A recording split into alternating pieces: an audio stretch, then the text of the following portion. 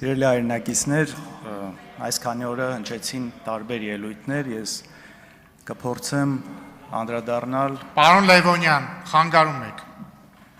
Շարունակեք։ Ես կփորձեմ անդրադառնալ դրանցից մի քանիսին անճշտություններին։ Տեսեք, Ռուբեն Ռուբինյանը ելույթի ժամանակ խոսեց, երբ որ ինքը 18 տարեկան էր, կարծես իմ այս անարդարությունների, ապօրինությունների դեմ պատասխանի հետ կապված, հիշեց իր հոր դեպքը, երբ որ նա 18 տարեկանը չկարողացավ նշել հոր հետ։ Ես ինքս փորձեցի նայել այդ դեպքը իրականում մարտի 3-ից մինչև, եթե չեմ սխալվում, մայիսի 13-ը ձեր հայրը գտնվել է անազատության մեջ ու մայիսի 13-ին դատախազությունը ինքն է հետ վերցրել, հետո հետագայում ենթադրում գործը կարճվել է։ Մի հարց ինձ հետաքրքիր է, բաց աղբյուրներում չկարողացա գտնել։ Դուք կարող եք իմանալ ով էր դատավորը, ով կալանք տվել է։ Չեք հիշում։ Հետաքրքիր է ուղղակի, եթե ճշտ եք, խնդրում եմ հետո ասեք, էլ ինձ իսկապես հետաքրքիր է։ Կփորձեմ։ Լավ, շարունակենք։ Գիտեք, իսկապես հնարավոր է նաև խոսվեց մի քանի օքի այստեղ խոսեցին նաև այսպես անընդհատ, երբ որ փորձում են մեզ հակադարձել 2008 թվականի հետ կապված, մարտի 1-ի հետ կապված ու շատ ուրիշ հարցեր։ Այստեղ երբ որ բովանդակային չի լինում, սկսում է այս հետ գնալ, հիշել, կարծես դրանով փորձելով արդարացնել այն ինչ հիմա կատարվում է, ինչը կարծում եմ ճիշտ չի ու արդար չի, բայց ամեն դեպքում, նաև կարծեմ Վահագն Ալեքսանյանն ասում է մարտի 1-ին անմեղ մարդիկ էին ձերբակալվում ու կալանավորվում, հետապնդվում։ Գիտեք, միգուցե անմեղ մարդիկ այդ ժամանակ ձերբակալվել են, կալանավորվել են, հնարավոր է այստեղ չեն վիճում, բայց մի մարդ, եթե հաստատ անմեղ չի ձերբակալվելու դատական գործը իր հետ կապված եղել է, իմ խորին համոզմունքով դա Նիկոլ Փաշինյանն էր։ Ես գիտեք, մեկ-մեկ այս հիշողության երևի ամնեզիա է ելնում շատերի մոտ, ուզում եմ ուղղակի մի ձայնագրություն դնել ու նաև այսօրվա այս ձերբակալությունների ֆոնին Facebook-ային գրառումների ու զուտ կարծիք արտահայտելու համար մի հատ նայենք էլի այս կոնտեքստում այս խոսակցությունը հիմա եթե լիներ դա ոնց կընկալվեր։ Ես յուրաքանչյուրին կոչ եմ անում ունենալ ձեռքին ինչ-որ բան ինքնապաշտպանությունը կազմակերպելու համար։ Կլինի փայտ, կլինի քար, չգիտեմ ինչ։ Այո! Չեք պատկերացնի հոգիս ոնց էր փառավորվել, երբ որ իմացա, որ ոստիկանների ձեռից վահաններ ու մահակներ եք։ Լիկա հարյալով! Ասել եք խանել։ Հավաքում ենք, ինչքան հնարավոր է շատ մարդ։ Հիմա ոչինչ սուրհանդակ ուղարկեք, հեռագիր ուղարկեք, ցիտիկ ուղարկեք, մարդկանց հավաքեք այստեղ։ Մի խոսքով, այստեղ շարունակությունը շատ ավելի հետաքրքիր բաներ էլ կա։ Հաջան, եղել է մարտի 1-ին, առավոտը մինչև որևէ զոհ լինելա։ Լավ։ Եվ շարունակեմ, այս հնարավոր է, ժողովուրդ, հնարավոր է, իրականում այս ժամանակ, երբ որ ձեր վարչապետը այս հայտարարությունները անում էր, քարեր վերցրեք, բարիկադներ սարքեք, պաշտպանություն ստեղծեք, հիշացնեմ, չի եղել ոչ մի զոհ։ Ու նաև ուզում եմ հիշացնել, առաջին զոհը եղել է ոստիկան ու ընդհանուր 190-ից ավել ոստիկան այդ օրը տարբեր մարմնական վնասվածքներ ստացել, այրվածքներ, տարբեր բեկորային վնասվածքներ ու քաղաքացիական անձ 32 հոգի։ Ես շատ ցավում եմ այդ օրվա իրադարձությունների համար, բոլոր զոհերի համար, բայց երբ որ այստեղ գալիս եք դրանից խոսում եք, խնդրում եմ նաև արդարությունը փորձեք պահել։ Ու այսօրվա ֆոնին նորից կրկնեմ, այն ինչ կատարվում է, այն ինչի համար մարդկանց ձերբակալում են, ուղղակի սարոզորեն այս ամեն ինչի հետ, այն ինչ որ այս մարդը ասել է։ Մի հատ կարող ենք հիշել տարբեր քրեական գործեր, ինչի համար են մարդիկ ձերբակալվել։ Ու նաև անդրադառնամ մի քանի ուրիշ հարցի։ Բարեկրթության մասով, գիտեք, իմ խորին համոզմամբ բարեկիրթ կամ լինում են կամ չեն լինում։ Մարդ չի կարող այստեղ լինել բարեկիրթ, սրանից դուրս չլինել բարեկիրթ։ Երբ որ դուք սահմանափակում եք ապօրինի կերպով, օրինակ հորս արտերկիր մեկնելը, դրանից հետո որոշ հենց միանգամից դա տեսախցիկը նկարած,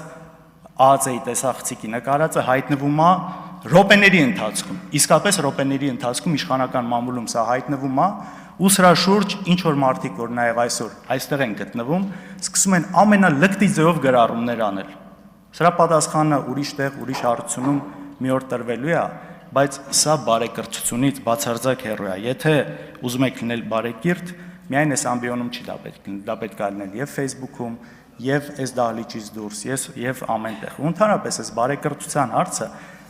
մի հատ տեսեք 18 թվականից հետո դեպքերը ինչպես զարգացան։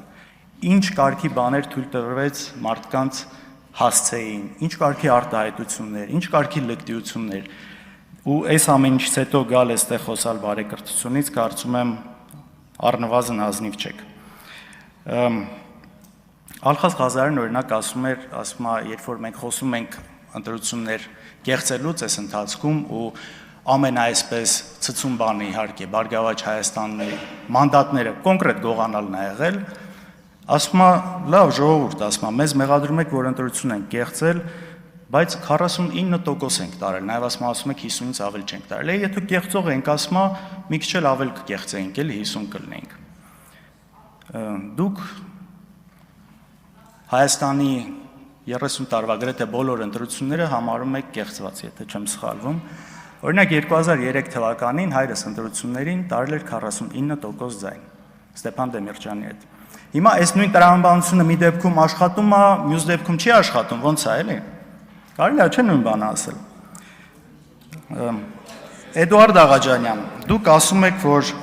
ասում եք, եթե երբ որ ես խոսում եմ, իրավացիորեն նաև անցած սխալներից ընդունում եմ որոշ բաներ կարող է համաձայն չլինեմ, ասում եք, եթե ուզում եք տարանջատվել, գնահատական տվեք ինչ որ նման բաներ։ Տվեք ու նաև ասում եք, այնքան ինչքան էլ մենք վատը լինենք, ձեզնից վատը չենք լինելու։ Գիտեք, նախ տարանջատվելու խնդիր չկա, կա միայն մեծապարտություն բոլոր սխալներով հանդերձ։ Միայն մեծապարտություն։ Դե տնտեսական ցուցանիշների առումով միջինը երկնիշ տնտեսական աճ 10 տարվա ընթացքում։ Ու թե ամենակարևորը խաղաղության ու անվտանգության առումով։ Տեսեք, Քոչարյանի 10 տարիներին խաղաղություն կար, Արցախ կար, Նիկոլ Փաշինյանի ժամանակ չկա։ Կար, պարզ է, չէ՞։ Այս առումով ու մեկ էլ որ այստեղ գալիս եք տարբեր այսպես մեղադրանքներ հնչեցվում, նաև բարեկրթության էլի այս անկյան տակ շատ վատ է, որ մարդ գալիս է իմանալով, որ մի բան բոլորը կարող են սխալվել, բայց երբ որ գիտի հստակ սուտ է խոսում մի բան ու գալիս խոսում։ Օրինակ, իմ հետ կապված, չգիտեմ, թիկնապահներով կամ ինչ որ հաղորդումների ժամանակ հաստավից ինչ որ մարդկանցով է քայլում։ Նույն բան կա։ Օրինակ, Էդուարդ Աղաջանյանի ավագ քրոջը ես ճանաչում եմ, փոքր տարիքում նաև մտերմություն ա եղել, ընդհանուր շրջապատ ա եղել։ Ինձ իբր տեսել է նույն այն ժամանակ թիկնապահով կամ մնացածով։ Կամ ինձ բոլորը այստեղ տեսնում եք, թե գալուց, թե գնալուց, թե տարբեր տեղեր։ Ու գալ այստեղ այդ միտքը ասել, ինչ է էլի սա։ Նաև արհեստական բանականության հետ կապված այստեղ քննարկում եղավ, ինչքան անթույլատրելի է դա անելը, համաձայն եմ, բայց դուք այստեղ գալիս եք, միացնում եք մի ձայնագրություն, իբր հայրս զանգել է Ռուսաստանի նախագահային, տեսեք, մենք դա պաշտոնապես մենք դա հերքել ենք։ Գրասենյակը հերքել է, ես հերքել եմ, բայց դուք գալիս եք դա շարունակում եք, սա, չգիտեմ, դժվար է նորմալ բառապաշարով սրան մեկնաբանություն տալ այս ամեն ինչից հետո։ Արայք Հարությունյան, ասում եք, որ դուք գոնե ասում եք իրավապահ մարմինները միգուցե սխալվում են մեկ-մեկ, բայց այդ դատարանները արդար դատավճիռներ են կայացնում։ Դուք լուրջ եք ասում։ Դուք իմ օրինակ, հերու չգնամ, ինձնից խոսամ։ Իմ դեպքերը տեսել էի, դրանից հետո կալանքը, հիմիկվա դատավարությունը։ Կարող եք իհարկե հանրային հեռուստատեսություն չի գալիս նկարում, փող, բան, այսպես չկա, էլի, հետաքրքրություն չի առաջացնում։ Տեսել եք այդ ոստիկանները ոնց են գալիս խեղճացած գլուխները կախած խոսում։ Հասկանում եք ու այս ամեն ինչի հետ միասին, կամ էլ ասում եք օրենքի երկիր է։ Լավ, այս վարչապետը այստեղ նստած, կոնկրետ Սամվել Կարապետյանի մասով, հրահանգներ է տալիս, որ բռնեն։ Ասում է, այսի պիտի սատկի, սրան պիտի նստացնեմ, սրանից պիտի ունեցվածքը խլեմ։ Ժողովուրդ, սա որ մի ժողովրդական երկրի տրամաբանության մեջ է տեղավորվում։